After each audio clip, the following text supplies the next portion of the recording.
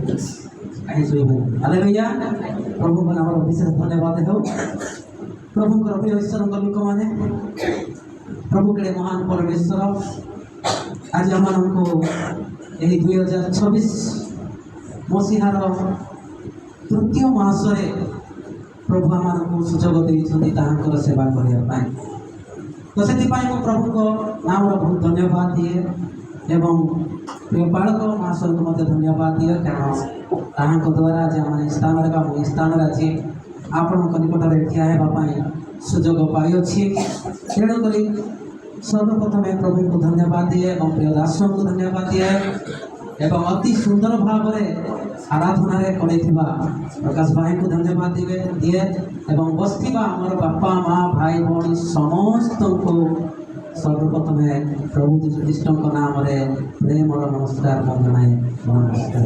Hallelujah hallelujah जिते बड़े आराधना माने करूँ मो गोटे विषय भावुली कि ए आराधना संध्या जाए टे चलता हालेलुया कारण भावुली कि प्रभु उपस्थिति एते आम को आकृष्ट करें कि सतरे मुझे भावुली ए आराधनाटा एमती संध्या जाए न खाई भी एमती चली था माने एमती मत लगुला कि मत फिलिंग्स होता एमती अनुभव होता मो जीवन हालेलुया तो आपण मैंने केते जण ए प्रकार आराधना रे प्रभु उपस्थिति मध्य अनुभव करछंती फील करछंती मत जाने ना किंतु आराधना गोटे एक प्रकार विषय आमने निजर आत्मा एवं परमेश्वर आत्मा सहित आमने कौन मिलित करूँ जहाँकि सहित आमने कथबार्ता करूँ हालेलुया गोटे देश में जड़े राजा थे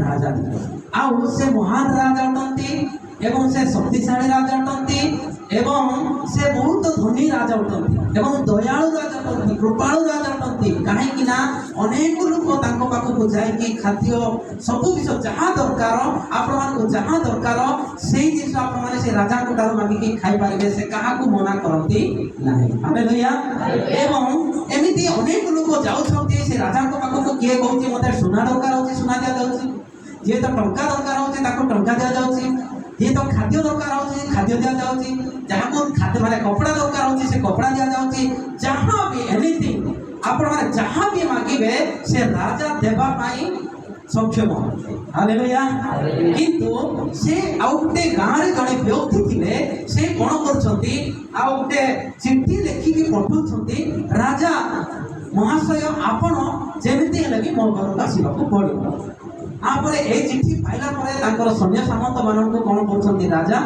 यार बाबू तुम्हें से गाँव को जाओ एवं गला पर कौन कर से हमको जन व्यक्ति कौन कर चिट्ठी लिखिं ताकू कौन कौन दरकार पड़ो तुम्हें कौन करके पचारिकी आस तापर सैन्य मैंने जाऊँच गला से सैन्य मैंने राजा सैन्य मैंने घर को गले गला कौन कर व्यक्ति को पचार बाबू तुम्हें कौन दरकार करुच आपण को राजा पठे आपण माने आपण को राजा मो राजा आपण को निकट को पठे आमे आपण को कौन सहायता करि पारे हालेलुया तो एई समय से आपण कौन दरकार खाद्य दरकार पानी दरकार कि आपण को जल दरकार कि आपण को सोना रूपा आपण जहाँ दरकार करूछंती आपण कहंतु यदि आपण आसी पारु नांती भी आमे आपण को निकट में पहुंचे देबो हालेलुया तो से राजा से बाबू कौन कहउछंती नाई मते राजा को दरकार हालेलुया से राजा को सेठी आउ से माने आउ तर जाउछंती जे राजा को पाखो को एवं राजा कहउछंती आज्ञा से बाबू कहउछंती जे आपण पुणी दरकार हालेलुया तापरे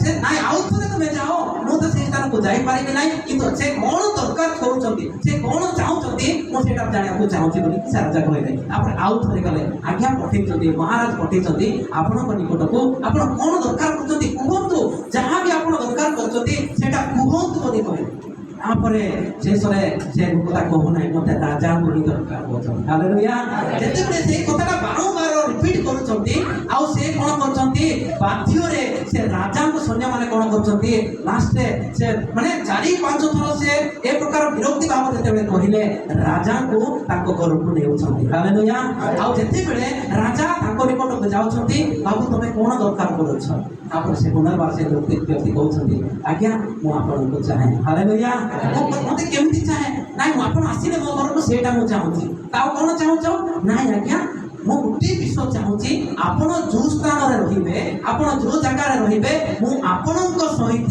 ରହିବି। ହାଲେଲୁୟା। ତ ଯେତେବେଳେ ସେ ଆପଣ ମୋ ସହିତ ରହିକି କ'ଣ କରିବ ତାପରେ ସେ ବାପୁ କହୁଛନ୍ତି ନାଇଁ ଆଜ୍ଞା ମୁଁ ଆପଣଙ୍କ ସହିତ ରହିବି ଖାଲିରେ ରହିବି ନାହିଁ। ଆପଣଙ୍କ ସହିତ ମୁଁ ରହିବି ଖାଲିରେ ରହିବି ନାହିଁ। ଆରେ କ'ଣ କରିବ ନା ଆପଣଙ୍କର ମୁଁ କ'ଣ କରିବି ମୁଁ ସେବା କରିବି। ହାଲେଲୁୟା। ପ୍ରେଜ୍ ଦ ଲର୍ଡ।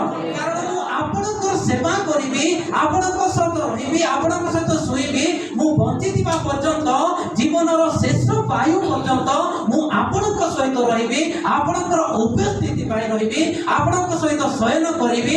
এই বিষয় যেତେବେଳେ କଥା ଶୁଣାଗଲା ଶୁଣିଲା ପରେ ରାଜା କ'ଣ କରୁଛନ୍ତି সেই ବ୍ୟକ୍ତିଙ୍କୁ ତାଙ୍କର ସେକେଣ୍ଡ ପିଏ ଭାବରେ ତାଙ୍କର ଆପଏଣ୍ଟମେଣ୍ଟ କଲେ ଏବଂ ସେ ବ୍ୟକ୍ତି କ'ଣ କରୁଛନ୍ତି ରାଜାଙ୍କର ଶେଷ ନିଶ୍ୱାସ ପର୍ଯ୍ୟନ୍ତ ସେ ରାଜାଙ୍କର ସେବା କଲେ। Hallelujah hallelujah. କାହିଁକି ମୁଁ ଆପଣଙ୍କୁ ଏ କଥା କହିଲି ଆଜି ପ୍ରଭୁଙ୍କର ଉପସ୍ଥିତି ଆଜି ଆମେ କେତେ ଜଣ ଚାହୁଁଛୁ ଆଜି ପ୍ରଭୁଙ୍କ ପାଖରେ ଯାଉଛୁ ଆଜ୍ଞା ପ୍ରଭୁ ମତେ ଏଇଟା ଦରକାର ପ୍ରଭୁ ମତେ ସେଇଟା ଦରକାର ପ୍ରଭୁ ମତେ ଟଙ୍କା ଦରକାର ମତେ ପ୍ରଭୁ ସୁନା ଦରକାର ମୋର ପିଲାମାନଙ୍କ ପାଇଁ ପାଠ ପଢା ଦରକାର ମତେ ବାଇକ୍ ଦରକାର ମତେ ଘୋଡ଼ା ଦରକାର ଏସବୁ ବିଷୟ ଆମେ କ'ଣ କରିଥାଉ ନା ପ୍ରଭୁଙ୍କ ନିକଟରେ ମାଗିଥାଉ। କିନ୍ତୁ ଆମେ ଏତେ ଜଣ ଭିତରୁ ଆମେ ଜଣେ ଅଛୁ କି ପ୍ରଭୁ ମୁଁ ଯେ ପ୍ରକାର ତୁମର ଉପସ୍ଥିତି ମଧ୍ୟରେ ରହିବି। ହାଲେଲୁୟା। ଆଜି ପ୍ରଭୁଙ୍କର ଉପସ୍ଥିତି ମୋର ପ୍ରିୟ ମଣ୍ଡଳୀ ଆମମାନଙ୍କ ପାଇଁ କେତେ ଆଶୀର୍ବାଦ ହେବ। ଆଜି ପ୍ରଭୁଙ୍କର ଉପସ୍ଥିତି ଆମେ ଯେତେ ଆରାଧନା କରୁଛୁ ୱର୍ସିପ୍ କରୁଛୁ ଆଉ ୟୁ ମଷ୍ଟ ସବମିଟ୍ ଆୱରସେଲ୍ଫ। ଆମେ ଆମମାନଙ୍କର ମନ ପ୍ରାଣ ସମସ୍ତ ବିଷୟ ପ୍ରଭୁଙ୍କଠାରେ ସମର୍ପଣ ସହିତ ପ୍ରଭୁଙ୍କର ଉପସ୍ଥିତିକୁ ଅନୁଭବ କରିବା ଆବଶ୍ୟକତା ରହିଛି। ହାଲେଲୁୟା। ଏବେ ଆସ ଆମେ ଆଜିର ଜୀବନ୍ତ ବାକ୍ୟ ମାନେ ଅଧ୍ୟୟନ କରିବା ଧ୍ୟାନ କରିବା ଆମେ ପ୍ରାର୍ଥନା କରିଅଛୁ। ଆଉ ବାକ୍ୟ ପାଇଁ ମୁଁ ପ୍ରାର୍ଥନା କରିବାକୁ ଚାହୁଁନି ଆମେ ଡାଇରେକ୍ଟ ଈଶ୍ୱରଙ୍କ ବାକ୍ୟକୁ ଯିବା। ଯେସାଇ ପୁସ୍ତକ ତାର 40 ପର୍ବ 31 ପଦ ପାଠ କରିବା। କେହି ଭାଇ କି ଭଉଣୀ ପାଉଛନ୍ତି ଦୟାପୂର୍ବକ ଠିଆ ହେଇକି ପଢ଼ି ଦିଅନ୍ତୁ ପ୍ରାଞ୍ଜଳ ଭାବରେ। ଯେସାଇ ପୁସ୍ତକ 40 ପର୍ବ 31 ପଦ ଗୋଟେ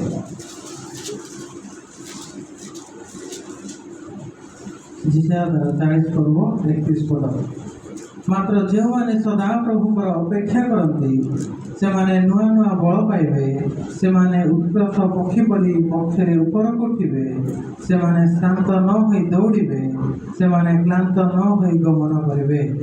प्रभु समस्त को आशीर्वाद करंतु आमेन। हालेलुया।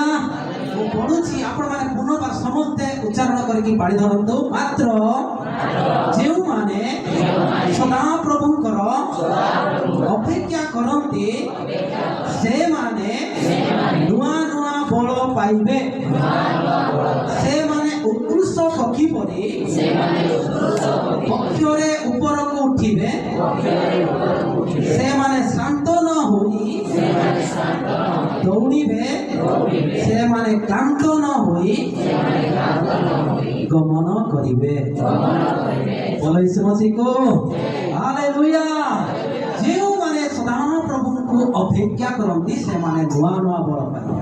ଏଇଟା 5ଟା ପଏଣ୍ଟ ଏଠାରେ ଆମେ ଦେଖୁଛୁ। ଆଉ ମୁଁ ଯେତେବେଳେ এই ବାକ୍ୟକୁ ପଢୁଥିଲି ମାନେ ବହୁତ ସୁନ୍ଦର ଲାଗେ ଆମ ଜୀବନରେ ଟଚ୍ କଲା ଯାହାକି ଏଇ ଜାଗାରେ ଗୋଟେ ପଦରେ ମୁଁ 5ଟା ପଏଣ୍ଟ ମୁଁ ମାନେ ବାହାର କରିଛି। এই 5ଟା ପଏଣ୍ଟ ମୁଁ ଆପଣମାନଙ୍କୁ ପ୍ରଭୁଙ୍କ ବାକ୍ୟରୁ ମୁଁ ଆଲୋଚନା କରିବାକୁ ଯାଉଛି। ଯେହେତୁ ମୁଁ ସମୟ ବି ହେବ ନା ନାହିଁ ଡାଉଟ ତେବେ ବି ଆଇ ୱିଲ୍ ଟ୍ରାଏ ମୁଁ ଚେଷ୍ଟା କରିବି ଆପଣଙ୍କ ନିକଟରେ ଅଳ୍ପ ସଂକ୍ଷିପ୍ତ ଭାବରେ ରଖିବା ପାଇଁ। ହାଲେଲୁୟା।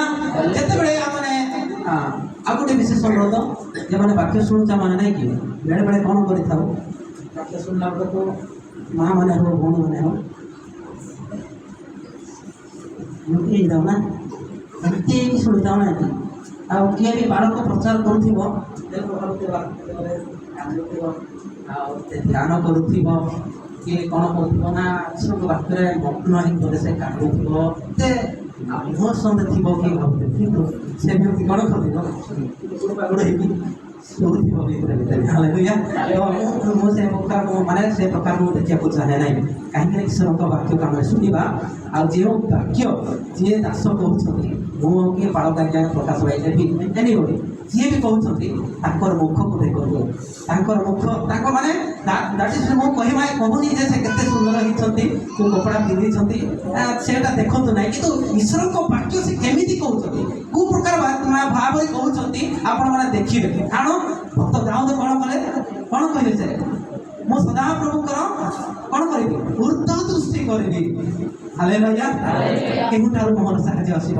ମୋହର ସାହାଯ୍ୟ ସଦା ପ୍ରଭୁଙ୍କଠାରୁ ଆସିବ। ଭଲ ହେଇଛି ମସିକୁ। ହାଲେଲୁୟା। ଯଦି ଆମେ ତଳକୁ ଦେଖିବା, ଆମମାନଙ୍କୁ ତଳକୁ ଦେଖିଲେ କ'ଣ ହବ? ଏ ମୁଣ୍ଡ ଏମିତି ଏମିତି ହଉ ସେଇଟା ମାଟିରେ ମଧ୍ୟ ମିଶିଯିବାର ସମ୍ଭାବନା। ତ ଆମମାନେ ଉପରକୁ ଦେଖିବାକୁ ପଡ଼ିବ। ବାକ୍ୟ ଆପଣମାନେ ଯେତେବେଳେ ବାଇବଲ ମାନେ ରେଫରେନ୍ସ କୁହାଯାଉଛି, ଆପଣମାନେ ସେଇ ସମୟରେ ବାଇବଲ ଦେଖନ୍ତୁ। ତାର ମାନେ ଏପାର୍ଟ ଫ୍ରମ୍ ଦ୍ୟାଟ୍ ମାନେ ତାପରେ ଆପଣମାନଙ୍କୁ ଯେଉଁ ବାକ୍ୟ କୁହାଯାଉଛି ମତେ ଦେଖନ୍ତୁ। ହାଲେଲୁୟା। ତାର ମୁଁ ତ ବହୁତ ସୁନ୍ଦର ନାହିଁ, ତଥାପି ପ୍ରଭୁ ମୋତେ ବନେଇଛନ୍ତି। ଆଉ ପ୍ରଭୁଙ୍କ ନିକଟରେ ମୁଁ ଅତି ବହୁମୂଲ୍ୟ ପ୍ରଭୁ ପ୍ରଦାନ। ହାଲେଲୁୟା। ତ ଯାହା ବି ହଉ ଈଶ୍ୱରଙ୍କ ବାକ୍ୟ ଆମମାନେ ଶୁଣିବା ଆବଶ୍ୟକତା ରହିଛି। ଏଇ ଜିସାଇ ପୁସ୍ତକ ମୁଁ ଯେତେବେଳେ ଦେଖୁଥିଲି, ଏଇ ଜିସାଇ ପୁସ୍ତକ ଗୋଟେ ଯାହାକି ଅତି ଗୁରୁତ୍ୱପୂର୍ଣ୍ଣ ବିଷୟ, ଯାହାକି ଜିସାଇ ଭବିଷ୍ୟତ ବକ୍ତା ଲେଖୁଛନ୍ତି। ଏବଂ ଏଇ ଜିସାଇ ଭବିଷ୍ୟତ କିଛି କିଛି ମୁଁ କହିବାକୁ ଚାହେଁ, ଆପଣମାନେ ଜାଣନ୍ତୁ ଏଇ ବିଷୟ ଗୁଡ଼ାକ। ଜିସାଇ ଭବିଷ୍ୟତ ବକ୍ତା 740ରୁ 600 ଖ୍ରୀଷ୍ଟପୂର୍ବ ମଧ୍ୟରେ ସେ ଏହି ପୁସ୍ତକ ଲେଖୁଛନ୍ତି। ଏବଂ ସମସ୍ତ ଭାବବାଦୀ ମାନଙ୍କ ମଧ୍ୟରେ ଶ୍ରେଷ୍ଠ ଭାବବାଦୀ ହେଉଛନ୍ତି ଜିସାଇ ଭବିଷ୍ୟତ ବକ୍ତା। ହାଲେଲୁୟା। ଶ୍ରେଷ୍ଠ ଭାବବାଦୀ ହେଉଛନ୍ତି ଜିସାଇ ଭବିଷ୍ୟତ ବକ୍ତା। ଏହି ପୁସ୍ତକକୁ ଥିଓଲୋଜିକାଲି ଖ୍ରୀଷ୍ଟୋଲୋଜି ମଧ୍ୟ କୁହାଯାଏ, କାରଣ ଏହି ପୁସ୍ତକରେ ଆପଣମାନେ ଖ୍ରୀଷ୍ଟଙ୍କ ବିଷୟରେ ପାଇପାରିବେ। ପ୍ରଭୁ ଖ୍ରୀଷ୍ଟଙ୍କର ଜନ୍ମର ବୃତ୍ତାନ୍ତ ମଧ୍ୟ ପାଇପାରିବେ। ହାଲେଲୁୟା। ଗୋଟିଏ କନ୍ୟା ଗର୍ଭବତୀ ହେବ ଏବଂ ତାଙ୍କ ନାମ ଯୀଶୁ ଦେବ। ଏସବୁ ବିଷୟ এই ଜିସାଇ ପୁସ୍ତକରେ ହିଁ ଲେଖାଯାଇଅଛି। ତ এই ଜିସାଇ ଭବିଷ୍ୟତ ବକ୍ତା ଯୀଶୁ ଖ୍ରୀଷ୍ଟଙ୍କର ଆଗମନକୁ ବା ଯୀଶୁ ଖ୍ରୀଷ୍ଟଙ୍କର ଜନ୍ମକୁ ସେ ରିଭିଲ୍ କରିବାକୁ ଚାହୁଁଛନ୍ତି, ସେ ପ୍ରକାଶ କରିବାକୁ ଚାହୁଁଛନ୍ତି। ସେଥିପାଇଁ এই ଜିସାଇ ପୁସ୍ତକକୁ ଖ୍ରୀଷ୍ଟୋଲୋଜି ବା ଖ୍ରୀଷ୍ଟଙ୍କ ବିଷୟର ପୁସ୍ତକ ବୋଲି କୁହାଯାଏ। ଏବଂ ସେଇ ଜିସାୟ ନାମର ଅର୍ଥ ବି ହେଉଛି ଜିହୋବା ମୋର ପରମେଶ୍ୱର। ହାଲେଲୁୟା।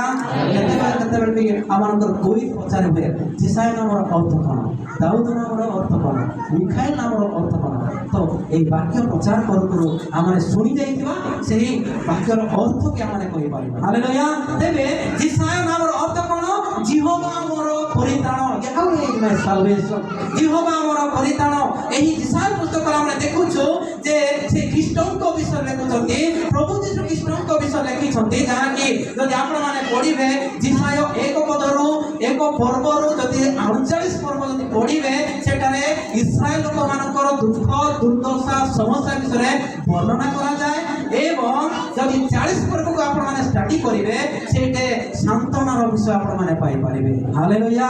ତେବେ ମୋର ଈଶ୍ୱରଙ୍କ ଲୋକମାନେ, ମୁଁ ଆପଣମାନଙ୍କୁ ଗୋଟିଏ ପ୍ରଶ୍ନ ପଚାରିବାକୁ ଚାହେଁ ବାକ୍ୟ ଆରମ୍ଭ ପୂର୍ବରୁ।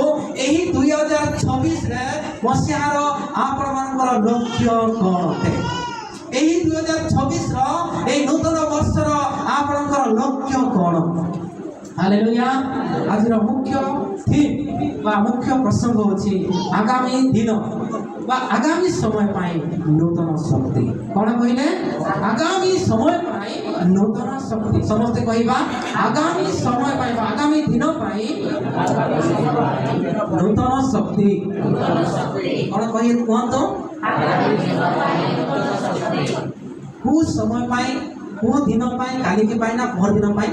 हमारे ईश्वर वाक्य द्वारा हालेलुया आगामी दिन आगामी समय आम नूतन शक्तिर आवश्यकता रही। तो मोर प्रथम प्रश्न आपण जीवन में आपण समस्त जीवन में परिवार में हो कि पर्सनल लाइफ रे हो यही नूतन वर्ष में आपणकर प्रथम लक्ष्य कौन जेहेतु आपण मैंने जिते नुआ वर्ष को एंट्री कले नुआ वर्ष को पदार्पण कले आपण मैंने नूतन वर्ष में समस्ते आपण मैंने प्रवेश करछंती प्रतिज्ञा करियो कि एही वर्ष मो प्रभु तुम पाई बढ़िबी एही वर्ष मो प्रार्थना रे बढ़िबी एही वर्ष बाइबल पाठ करके मो बढ़िबी एही वर्ष मो भक्ति को उपासना को जीवा पाई मो चेष्टा करिबी एही वर्ष मो गुटी भी मो एब्सेंट हेबी ना चर्च उपासना जीवा पाई एही प्रकार आमानक जीवन रे गुटे गुटे कोन कोन थाओ आमाने निष्पत्ति नै थाओ हालेलुया आपनकर निष्पत्ति कोन कोन नै छथि मो ताहा पचारे को जाने नै पचारे को चाहे नै के बा जाने को चाहे नै किंतु आपण माने ଏତିକି ଜାଣନ୍ତି ଆପଣ କୋଉ ନିଷ୍ପତ୍ତି ନେଇଛନ୍ତି। ଆଜି ମୁଁ କୋଉ ନିଷ୍ପତ୍ତି ନେଇଛି ନୂତନ ବର୍ଷରେ ତାହା ହେଉଛି ଭେରି ଇମ୍ପୋର୍ଟାଣ୍ଟ। ତେଣୁକରି ପ୍ରଥମ ପ୍ରଶ୍ନ ଯାହାକି ଆପଣଙ୍କର ପଚାରୁଥିଲି ଯାହାକି ଏଇ ନୂତନ ବର୍ଷରେ ଆପଣଙ୍କର ଲକ୍ଷ୍ୟ କ'ଣ? ତେବେ ଆମମାନଙ୍କ ଜୀବନରେ ଅନେକ ଲକ୍ଷ୍ୟ ନେଇକି ଆମେ ଆମମାନଙ୍କର ଜୀବନରେ ଚାଲିଅଛୁ। ଅନେକ କିଏ ତ ପ୍ରାର୍ଥନା କରିବି ସବୁବେଳେ, କିଏ ତ ବାଇବଲ ପଢ଼ିବି ସବୁବେଳେ, କିଏ ତ ମୁଁ ପ୍ରତିଦିନ ଉପାସନା ଯିବି, ପ୍ରତିଦିନ ପ୍ରଭୁ ତୁମ ପାଇଁ ସମୟ ଦେବି, ମୁଁ ବାଇବଲ ଆରମ୍ଭ ଶେଷ ପର୍ଯ୍ୟନ୍ତ ମୁଁ ପାଠ କରିବି, କେବେ ମୁଁ ପ୍ରାର୍ଥନାରେ ମୁଁ କେବେ ଅବହେଳା କରିବି ନାହିଁ। ଏହି ପ୍ରକାର ଆମେ ଗୋଟେ ଗୋଟେ କ'ଣ କରିଥାଉ, ଆମମାନଙ୍କ ଜୀବନରେ ନିଷ୍ପତ୍ତି ନେଇଥାଉ। କିନ୍ତୁ ଯେତେବେଳେ 2 ମାସ ସରିଗଲା, এই 2 ମାସ ଭିତରେ ନିଶ୍ଚିତ ଭାବରେ ଆଜି ଆପଣମାନେ ଅନୁଯୋଗ କରନ୍ତୁ, ନିଜକୁ ସମୀକ୍ଷା କରନ୍ତୁ, ମୋର ନିଷ୍ପତ୍ତି, ମୋର ପ୍ରମିସ୍, ମୋର ପ୍ରତିଜ୍ଞା ଠିକ୍ ଠାକ୍ ଚାଲିଛି। ମୁଁ ଯଦି ମୁଁ ପ୍ରାର୍ଥନା ସବୁବେଳେ କରିବି ବୋଲି ମୁଁ ଯେଉଁ ନିଷ୍ପତ୍ତି ନେଇଅଛି, ସେଇ ପ୍ରାର୍ଥନା ମୁଁ ଯେଉଁ ନିଷ୍ପତ୍ତି ନେଇଛି ସେଟା ଏ ପର୍ଯ୍ୟନ୍ତ ଅପ୍ ଟୁ 2 ୱିକ୍ କିମ୍ବା 2 ମନ୍ଥ ଭିତରେ ଠିକ୍ ଠାକ୍ ଚାଲିଛି କି? ହାଲେଲୁୟା। ଆଜି ଆପଣ ନିଜକୁ ସମୀକ୍ଷା କରନ୍ତୁ। ଏହି ଯେତେବେଳେ ଆମେ ଦେଖୁଛୁ ଆମମାନଙ୍କ ଜୀବନରେ ସମସ୍ତେ ନିଷ୍ପତ୍ତି ନେଇଥାଉ, ସମସ୍ତେ ଆମେ ପ୍ରମିସ୍ କରିଥାଉ, ପ୍ରଭୁ ମୁଁ ଏଇଟା କରିବି, ସେଇଟା କରିବି, ଏମିତି ଯିବି, ଏମିତି କରିବି, ଏଇଟା ବାଇବଲ ପଢ଼ିବି, ପାଠ କରିବି, ପ୍ରାର୍ଥନା କରିବି, ଏ ସମସ୍ତ ବିଷୟ ଆମେ ନିଷ୍ପତ୍ତି କରିଥାଉ। କିନ୍ତୁ କାଳକ୍ରମେ ସମୟକ୍ରମେ ଦିନ ଗଡ଼ିଗଲା ପରେ ସେଇ ନିଷ୍ପତ୍ତି ବାଟେ ନିଷ୍ପତ୍ତି ଯାଇଥାଏ, କିନ୍ତୁ ଆମମାନଙ୍କର ଅଲଗା ବାଟ ଆମେ ଯାଇଥାଉ। ଆମେ ପ୍ରାର୍ଥନା ଜୀବନ ଠିକ୍ ସେ କରିଥାଉ, ଯେଉଁ ନିଷ୍ପତ୍ତି ନେଇଥାଉ ସେଇ ନିଷ୍ପତ୍ତିର ଆମେ ଅକ୍ଷର ଅକ୍ଷର ପାଳନ କରିନଥାଉ। କାରଣ এই ବର୍ତ୍ତମାନ ଜଗତରେ ଆମେ ଯେଉଁ ପ୍ରକାର ପରିସ୍ଥିତିରେ ଆମେ ଗତି କରୁଛୁ ମୋର ପ୍ରିୟ ଲୋକମାନେ, এই ଟେକ୍ନୋଲୋଜି ଜଗତରେ, କାରଣ এই ଜଗତ ଦିନକୁ ଦିନ ପ୍ରତିଦିନ କ'ଣ ହେଉଛି ନା ପରିବର୍ତ୍ତନ ହେଉଛି, ଟ୍ରାନ୍ସଫର୍ମେସନ ହେଉଛି। ଆଜି ଗୋଟେ ଦିନ ଥିବ ତ କାଲିକି ସମସ୍ତ ଅଲଗା ପ୍ରକାର ପରିସ୍ଥିତି ଘଟୁଛି, ଟେକ୍ନୋଲୋଜି ବଢୁଛି, ଯାହାରି ଫଳରେ କ'ଣ ହେଉଛି ଆମମାନଙ୍କର এই ଜଗତ ସହିତ ରହୁଥିବା ସତ୍ତ୍ୱେ ଆମମାନଙ୍କ ଜୀବନ ପରିବର୍ତ୍ତନ ହେଉଛି। ଆମେ ଖ୍ରୀଷ୍ଟ କଡ଼ାରେ ବଢ଼ି ପାରୁନୁ, ଆମେ ପ୍ରାର୍ଥନାରେ ବଢ଼ି ପାରୁନୁ, ଆମେ এই ଜଗତର ଟେକ୍ନୋଲୋଜି ଆମେ ତାଙ୍କର ତାଳେ ତାଳେ ଆମେ ପାଦର ପାଦ ଆମେ ଚାଲୁଛୁ। କିନ୍ତୁ ଯେଉଁ ପ୍ରତିଜ୍ଞା ଆମେ ନେଇଥାଉ, ଯେଉଁ ନିଷ୍ପତ୍ତି ଆମେ ନୂତନ ବର୍ଷରେ ନେଇଥାଉ, সেই ନିଷ୍ପତ୍ତିକୁ ଆମେ ଅବହେଳା କରିଥାଉ। କିନ୍ତୁ ଏହି ପ୍ରକାର ଅବହେଳା ପରିସ୍ଥିତି ସମୟରେ ହୁଏତ ଆଜି ଆମମାନଙ୍କର এই ଜଗତର ଟେକ୍ନୋଲୋଜି, ଜଗତର ମାୟା, ଜଗତର ସମସ୍ତ ସମସ୍ୟା ଯୋଗୁଁ ହୁଏତ ଆଜି ଆମମାନଙ୍କ ଜୀବନରେ ଶକ୍ତି କମି ଯାଇଛି, ଆମମାନଙ୍କର ବଳ କମି ଯାଇଛି, ଆମମାନଙ୍କର ନିରାଶ ହେଉଛୁ, ଆମମାନଙ୍କର ହତାଶ ହେଉଛୁ। এই ପ୍ରକାର ପରିସ୍ଥିତି ମଧ୍ୟରେ, এই ପ୍ରକାର ନିରାଶ ସମୟରେ, এই ପ୍ରକାର ଆଶା ଶୂନ୍ୟ ସମୟରେ ସଦାପ୍ରଭୁ ପରମେଶ୍ୱର ଆଜି ଆମମାନଙ୍କୁ ତାହାଙ୍କ ବାକ୍ୟ ଦ୍ୱାରା କଥା କହିବାକୁ ଚାହାନ୍ତି। ମାତ୍ର ଯେଉଁମାନେ ସଦାପ୍ରଭୁଙ୍କ ଅପେକ୍ଷା କରନ୍ତି ସେମାନେ ନୂଆ ନୂଆ ଫଳ ପାଇବେ। ହାଲେଲୁୟା, ପ୍ରେଜ୍ ଦ ଲର୍ଡ। ମୋର ପ୍ରିୟ ଈଶ୍ୱରଙ୍କ ଲୋକମାନେ, ଯେତେବେଳେ ଏହି ପୁସ୍ତକରେ ଆମେ ଦେଖୁଛନ୍ତି କି ଯିଏକି ଯାକବର ସନ୍ତାନମାନେ ସେମାନେ ଅବାଧ୍ୟ ସକାଶେ ବାବିଲନରେ ସେମାନେ ବନ୍ଦିତ ଅବସ୍ଥାରେ ଅଛନ୍ତି। ଆଉ এই ଅବସ୍ଥା ସମୟରେ ସେମାନେ ଭାବୁଛନ୍ତି ଆମମାନଙ୍କୁ ସଦାପ୍ରଭୁ ଭୁଲିଗଲେ, ଆମେ କେମିତି ହେବୁ, ଆମେ କେମିତି ବଞ୍ଚିବୁ, କୁଆଡ଼େ ଯିବୁ, କୋଉଠି ରହିବୁ, କିଏ ଆମମାନଙ୍କୁ ରକ୍ଷା କରିବ, କିଏ ଆମମାନଙ୍କୁ ଉଦ୍ଧାର କରିବ ବୋଲି ଏ ପ୍ରକାର ହୁଏତ ସେମାନେ ଭାବୁଛନ୍ତି।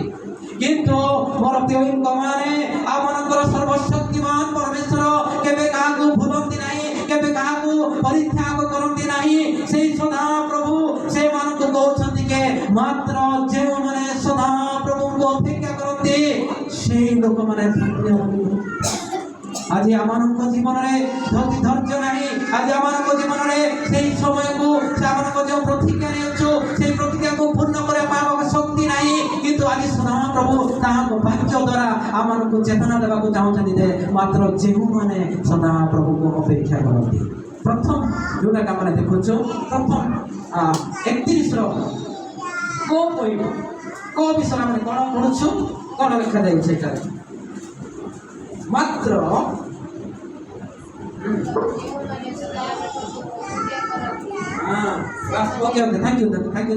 ଏଠା ଦେଖୁଛୁ ମାତ୍ର ଯେଉଁମାନେ ସଦାପ୍ରଭୁଙ୍କୁ ଅପେକ୍ଷା କରନ୍ତି। ଏଠା ଦେଖୁଛୁ ଗୋଟେ ବିଷୟ, ଆମେ এই নূতন বর্ষরে বা আগামী দিন পাই আমারকু যে নূতন শক্তির আবশ্যকতা আছে, সেই নূতন শক্তি পাই আমানে সদাপ্রভুঙ্কর অপেক্ষা করিবাকু হেব। হালেলুয়া। যাকি 33র ক অক্ষর আমরা পাঠ কলু, যাকি এই নূতন বর্ষরে বা আগামী দিনের শক্তি পাইবা পাই, নূতন শক্তি পাইবা পাই আমরা সদাপ্রভুঙ্কু ଅପେକ୍ଷା କରିବାକୁ ପଡ଼ିବ। ଏହା ମନୁଷ୍ୟ କି କୌଣସି ବାଳକ କି ମୁଁ କହୁନାହିଁ ଆଜ୍ଞା, ଏଇଟା ଅପେକ୍ଷା କରିବା ପାଇଁ ମାତ୍ର ସଦାପ୍ରଭୁ ଆପଣମାନଙ୍କୁ ମତେ କହୁଛନ୍ତି, ମାତ୍ର ଯେଉଁମାନେ ସଦାପ୍ରଭୁଙ୍କର ଅପେକ୍ଷା କରନ୍ତି। ହାଲେଲୁୟା। ଏଟା ଦେଖୁଛୁ, ମୁଁ ଯେତେବେଳେ ପଢୁଥିଲି ଏଠାରେ ହିବ୍ରୁ ଭାଷାରେ, ହିବ୍ରୁ ଲାଙ୍ଗୁଏଜରେ ଯଦି ଆପଣମାନେ ପଢିବେ, ଆଉ ଅପେକ୍ଷା କରିବା ଅର୍ଥ ତାହାଙ୍କଠାରେ ବିଶ୍ୱାସ ରଖିବା, ତାହାଙ୍କଠାରେ ଆଶା ରଖିବା, ତାହାଙ୍କଠାରେ ଭରସା ରଖିବା କୁ ବୁଝାଯାଏ। ଅପେକ୍ଷା କରିବା କହିଲେ ମୁଁ ଆପଣ ଆସନ୍ତୁ, ମୁଁ ସେ ତାଙ୍କର ଅପେକ୍ଷା କରିବି, ସେ ଅପେକ୍ଷା କରିବାର ନୁହେଁ। ଏଇଟା ହଉଛି ଅପେକ୍ଷାର ଅର୍ଥ ହଉଛି ହିବ୍ରୁ ଲାଙ୍ଗୁଏଜ, ଦ୍ୟାଟ୍ ମିନ୍ସ ଆମମାନେ ପରମେଶ୍ୱରଙ୍କ ସହିତ ଆମମାନେ ଆଶା କରିବା, ତାହାଙ୍କ ଭରସା କରିବା, ତାହାଙ୍କଠାରେ ବିଶ୍ୱାସ କରିବାକୁ ବୁଝାଯାଏ। ହାଲେଲୁୟା, ପ୍ରେଜ୍ ଦ ଲର୍ଡ। ଯେତେବେଳେ ଆମେ ଗୋଟେ ଜିନିଷ ଦେଖୁଛୁ, ପ୍ରଭୁଙ୍କର ଦାସ କହୁଥିଲେ ଅବ୍ରାହ୍ମଙ୍କ ବିଷୟରେ ଆମେ ଦେଖିଥାଉ ମୋର ପ୍ରିୟମାନେ, ଯେତେବେଳେ ଅବ୍ରାହ୍ମ ପରମେଶ୍ୱର ସଦାପ୍ରଭୁ ପରମେଶ୍ୱର ଅବ୍ରାହ୍ମକୁ କଣ କରୁଛନ୍ତି ନା ଆହ୍ୱାନ କରୁଛନ୍ତି, ମନୋନୀତ କରୁଛନ୍ତି ଏକ ବିଶେଷ ଗୋଟିଏ ମହତ୍ଵ ଦେଶ ଦେବା ପାଇଁ। ସଦାପ୍ରଭୁଙ୍କ ନିକଟରେ ସେ ଅବ୍ରାହ୍ମ ଏକ ଯୋଗ୍ୟ ପାତ୍ର ହେଉଛନ୍ତି, ଏକ ମହାନ ବ୍ୟକ୍ତି ହେଉଛନ୍ତି। ଆଉ ଯେତେବେଳେ ଯଦି ଆପଣମାନେ ପଢିବେ ସେହି ଆଜି ଜେନେସିସ୍ ପୁସ୍ତକ 15 ପର୍ବରେ ଲେଖାଯାଇଅଛି, ଅବ୍ରାହ୍ମକୁ ପ୍ରଭୁ କଣ ପ୍ରତିଜ୍ଞା କରୁଛନ୍ତି, ହେ ଅବ୍ରାହ୍ମ, ନା ତୁମେ କଣ କରିବ, ତୁମେ ବାହାରକୁ ଯାଇକି ଦେଖ ତୁମର କଣ ହବ, ଯେଉଁ ଆପଣମାନେ ତାରା ଦେଖୁଛନ୍ତି ଏଇ ତାରାମାନଙ୍କ ପରି ଆପଣଙ୍କର ବଂଶ ହେବ, ତୁମେ ସମୁଦ୍ରକୁ ଯିବ, ସେଇ ସମୁଦ୍ରର ବାଲି ତୁଲ୍ୟ ଆପଣଙ୍କର ବଂଶ ହେବ ବୋଲି ସେଠାରେ ପ୍ରଭୁ ପରମେଶ୍ୱର ଅବ୍ରାହ୍ମକୁ ପ୍ରତିଜ୍ଞା କରୁଛନ୍ତି। କିନ୍ତୁ ବଡ଼ ଦୁଃଖର ମୋର ପ୍ରିୟ ମଣ୍ଡଳୀ, ଯେତେବେଳେ ପରମେଶ୍ୱର ଅବ୍ରାହ୍ମକୁ କଣ କରୁଛନ୍ତି ନା ପ୍ରତିଜ୍ଞା କରୁଛନ୍ତି, ସେ ପ୍ରତିଜ୍ଞା ଦଉଛନ୍ତି, ସେହି ସମୟରେ ଅବ୍ରାହ୍ମଙ୍କ ନିକଟରେ କୌଣସି ସନ୍ତାନ ନଥିଲା। ହାଲେଲୁୟା। ଏ ପ୍ରକାର ପରିସ୍ଥିତି ମଧ୍ୟରେ ଅବ୍ରାହ୍ମ କହୁଛନ୍ତି, ଆଜ୍ଞା ମୋ ପାଖରେ ତ ସନ୍ତାନ ନାହିଁ, ମୁଁ କେମିତି ହବ, ଏଇଟା ଗୋଟେ ମୋର ଯେତିକି ଧନ ସମ୍ପତ୍ତି ଅଛି, କିଏ ଅଲଗା ଲୋକ ସେଇଟା କଣ ଅଧିକାର କରିବ, ଏଇଟା କଣ ସମ୍ଭବ ହେବ କି, କେମିତି ହବ, ମୋ ପାଖରେ କୌଣସି ସନ୍ତାନ ନାହିଁ, ଛୁଆ ନାହିଁ, କିଛି ନାହିଁ, ମୁଁ ବୃଦ୍ଧ ବୟସରେ ଦେଲିଣି, ମୋ ପାଖରେ ସନ୍ତାନ ନାହିଁ। ପ୍ରଭୁ ତୁମେ କେମିତି କହୁଛ ଯେ ତୁମର ସନ୍ତାନ ଏଇ ଆକାଶର ତାରାମାନଙ୍କ ପରି ସମୁଦ୍ରର ବାଲି ପରି ହବ ବୋଲି କେମିତି ପ୍ରକାଶ କରୁଛନ୍ତି ବୋଲି ଅବ୍ରାହ୍ମ କହୁଛନ୍ତି, ନାଇଁ ନାଇଁ ନାଇଁ, ସେଟା ହବ ନାହିଁ। ପ୍ରଭୁ କହିଲେ, ନା, ତମ ଔରସରୁ ଜାତ ତମର ସନ୍ତାନ ତମର ଅଧିକାର କରିବ, ସମସ୍ତ ସମ୍ପତ୍ତିର ଅଧିକାର ହେବ ବୋଲି କହୁଛନ୍ତି। ହାଲେଲୁୟା। ଏହି ସମୟରେ ଗୋଟେ ବିଷୟ ମାନେ ଶିକ୍ଷାକୁ ପାଇବା ମୋର ପ୍ରିୟ ମଣ୍ଡଳୀ, ଯେତେବେଳେ ସଦାପ୍ରଭୁ ପରମେଶ୍ୱର ଅବ୍ରାହ୍ମକୁ ପ୍ରତିଜ୍ଞା କରିଛନ୍ତି, ସେହି ପ୍ରତିଜ୍ଞାର ପରମେଶ୍ୱର କେବେ ମଧ୍ୟ ଅବହେଳା କରିବେ ନାହିଁ। ସେହି ସତ୍ୟ ପରମେଶ୍ୱର, ଜୀବନ୍ତ ପରମେଶ୍ୱର ଆଉ ସେହି ଅବ୍ରାହ୍ମକୁ ଯେତେବେଳେ ପ୍ରତିଜ୍ଞା କରିଛନ୍ତି, କାଳକ୍ରମେ ସେ ଅବ୍ରାହ୍ମଙ୍କ ନିକଟରେ ଗୋଟିଏ ପୁତ୍ର ସନ୍ତାନ ଦେଉଛନ୍ତି। ହାଲେଲୁୟା। ତାହାଙ୍କ ନାମ କଣ ଜାଣିଛନ୍ତି? କଣ ଆଜ୍ଞା? ମାତ୍ର ଏତିକି ଜାଣିଛନ୍ତି, ଆଉ କିଏ ଜାଣିନାହାନ୍ତି? ଅବ୍ରାହ୍ମଙ୍କର ସନ୍ତାନ କିଏ? ହାଲେଲୁୟା। ଇସାକଙ୍କର ସନ୍ତାନ କିଏ?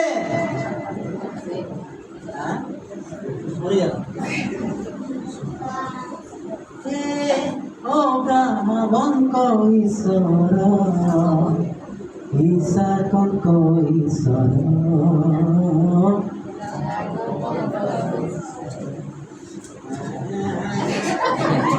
ଥିଲା ଭଳିଆ ଗୋଟେ ଗାଇଲେ।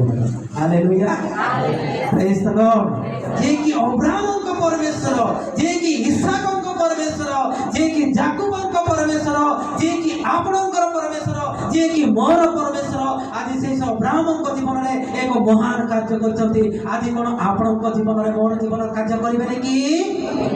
ତେବେ ଆମେ ଗୋଟେ ଉତ୍ସବ ହେବା। ହାଲେଲୁୟା। ଯେଉଁ ପରମେଶ୍ୱର ଅବ୍ରାହ୍ମଙ୍କୁ ପ୍ରତିଜ୍ଞା କରିଛନ୍ତି, ଯେଉଁ ପରମେଶ୍ୱର ଯାକୋବଙ୍କୁ ପ୍ରତିଜ୍ଞା କଲେ, ସେହି ପରମେଶ୍ୱର ଅବ୍ରାହ୍ମଙ୍କ କୋଳରେ ତାଙ୍କର 100 ବର୍ଷ ବୟସରେ ଇସାକଙ୍କୁ ଦେଉଛନ୍ତି। ହାଲେଲୁୟା। ସେଥିପାଇଁ କାରଣ ସେଇ ଥର ଦେଖୁଛୁ ଅବ୍ରାହ୍ମ କଣ କରୁଛନ୍ତି ନା ସଦାପ୍ରଭୁଙ୍କ ଅପେକ୍ଷା କରୁଛନ୍ତି, ଜଗିଲେ ପ୍ରଭୁଙ୍କ ନିକଟରେ ପ୍ରାର୍ଥନାର ସହିତ, ପ୍ରଭୁ ଯେତେବେଳେ ମତେ ପ୍ରତିଜ୍ଞା କରିଛନ୍ତି ମତେ ଅପେକ୍ଷା କରିବାକୁ ପଡିବ। ହାଲେଲୁୟା।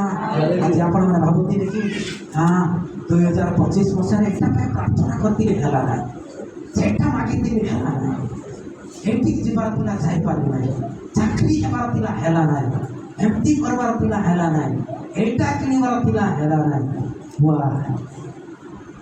ହୁଏତ ବିରକ୍ତ ଅଛନ୍ତି ଆପଣମାନେ, କିନ୍ତୁ ଆଜି ମୁଁ କହୁନାହିଁ କି ବାଳକ ଆଜ୍ଞା କହୁନାହାନ୍ତି, ଆଜ୍ଞା ପ୍ରଭୁ କହୁଛନ୍ତି ଅପେକ୍ଷା କରନ୍ତୁ। ହାଲେଲୁୟା। ଯଦି ଆପଣଙ୍କ ଜୀବନରେ ପ୍ରଭୁ ଅପେକ୍ଷା କରିବାକୁ କହୁଛନ୍ତି, तेबे हमनको अपेक्षा करियाको पड़िबो हुए तो आज आपण माने जे विषय में प्रार्थना करछथि जे विषय में आपण माने अपेक्षा करछथि हुए तो आज पाई पारंती नाही काल आसंता काली पाई पारंती नाही कि बहुत दिन पाई पारंती नाही मात्र एही दिन गुटे आसुछि हम समस्त पाई सेही दिन आपण मानक पाई मो पाई समस्त पाई से अपेक्षा दिन अंत घटिबो हालेलुया बोलै समसी को आज हमने सदा प्रभुकर अपेक्षा करबा गीत संहिता 27 रो 14 पद लिखा जाए भक्त दाऊद कहउथि सदा प्रभुकर अन्वेषण करबा बलवान हो साहसिक हो तेबे प्रभु हमनकर कौन लिखा जायछि गीत संहिता सदा प्रभुकर अनुसरण कर सदा प्रभुकर अनुसरण कर बलवान हो वो तुमर अंतकरण साहसिक वो तुमर अंतकरण साहसिक हेउ तुमके सदा प्रभुकर अनुसरण कर तुमे सदा प्रभुकर अन्वेषण कर मोर प्रिय मंडली